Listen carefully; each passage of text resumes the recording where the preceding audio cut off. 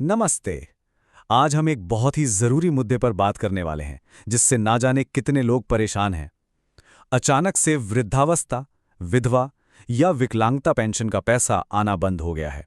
अगर किसी के साथ भी ऐसा हो रहा है, तो भाई ये जानना बहुत जरूरी है कि आखिर ऐसा क्यों हुआ और अब आगे करना क्या है। तो सबसे पहले जो सबसे बड़ा डर, सबसे बड़ा सवाल सबके मन में घूम रहा है वो ये है कि क्या सरकार ने ये पेंशन योजनाएं ही बंद कर दी हैं? क्या ये स्कीम ही खत्म हो गई? तो देखिए, इसका सीधा और साफ जवाब है नहीं। सबसे पहले तो ये बात मन से निकाल दीजिए, सरकार ने कोई भी पेंशन योजना बंद नहीं की है।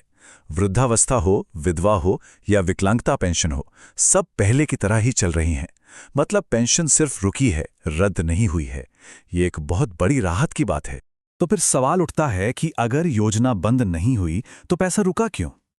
देखिए, इसका जो सबसे बड़ा और सबसे आम कारण सामने आ रहा है, वो है ई-केवाईसी का पूरा न होना। सरकार अब नियमों को लेके थोड़ी सख्त हो गई हैं और इन्हें सख्ती से लागू भी कर रही हैं। अब कई लोग सोच रहे होंगे कि ये ई-केवाईसी ये है क्या भला? देखिए, इसको एकदम आसान भाषा में समझते हैं।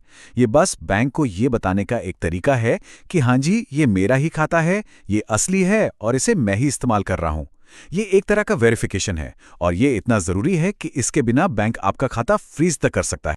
और अच्छी बात यह है कि इसे पूरा करवाना कोई मुश्किल काम नहीं है, बहुत आसान है।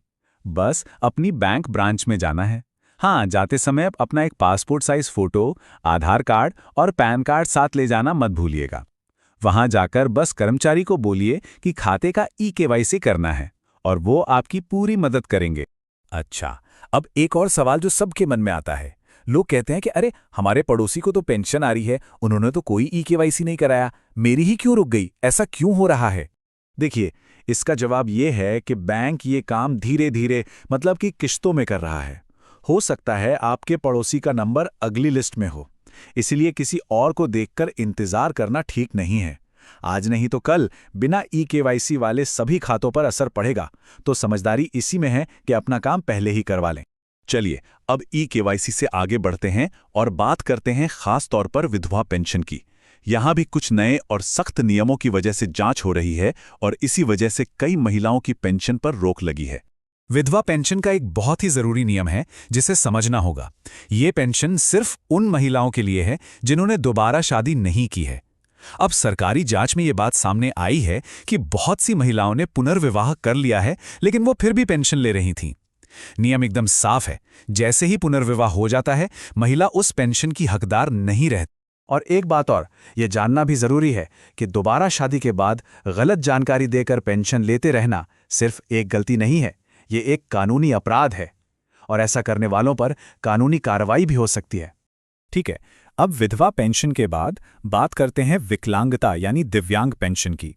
यहां भी सरकार कुछ जांच कर रही है ताकि ये पक्का हो सके कि मदद सिर्फ सही और जरूरतमंद व्यक्ति तक ही पहुंचे। दिव्यांग पेंशन के लिए जो सबसे पहली और सबसे जरूरी शर्त है, वो है विकलांगता का प्रतिशत।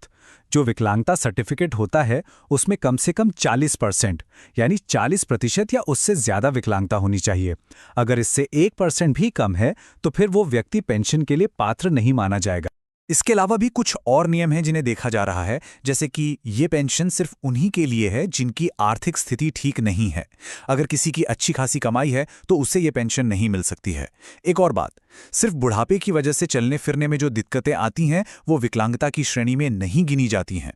तो ठीक है, हमने अब तक ये समझ लिया कि पेंशन क्यों रुक रही है, क्या क्या कारण हैं। अब बात करते हैं सबसे जरूरी चीज की, समाधान की। मतलब कि अपनी रुकी हुई पेंशन को दोबारा शुरू करवाने के लिए करना क्या है। चलिए एक चेकलिस्ट बना लेते हैं। काम नंबर 1, फौरन अपने बैंक जाकर ई-केवाईसी पूरा करवाइए। काम नंबर 2, ये पक्का कर लीजिए कि आपका आधार कार्ड आपके बैंक खाते से लिंक है या नहीं। और काम नंबर 3, जो कि बहुत ज़रूरी है, चेक कीजिए कि आपके आधार कार्ड में और बैंक के रिकॉर्ड में आपका नाम, पता सब कुछ एकदम सेम टू सेम है या नहीं। अगर एक स्पेलिंग का भी फर्क है तो उसे तुरंत ठीक करवाइए। अब देखिए, इन सब नियमों और जांच पड़ताल का मकसद किसी को परेशान करना नहीं है। सरकार बस ये पक्का करना चाहती है कि जो सरकारी मदद है, जो पैसा है, वो सिर्फ उन लोगों तक पहुंचे जिन्हें इसकी सच में जरूरत है, जो इसके असली हकदार हैं। तो आखिर में एक सवाल तो उठता ही है कि क्या इस तरह की सख्ती से ये पूरा सिस्टम बेहतर होगा, क्या मदद ज़्यादा सही तरीके से ज़रूरतमंदों तक पहुंच पाएगी। ये एक सोचने वाली बात है। ऐसी ही जानकारी के लिए सब्सक्राइब कीजिए ऑल कैन स्टडी को। Thank you. तो चलिए अगले वीडियो पर मिलते हैं।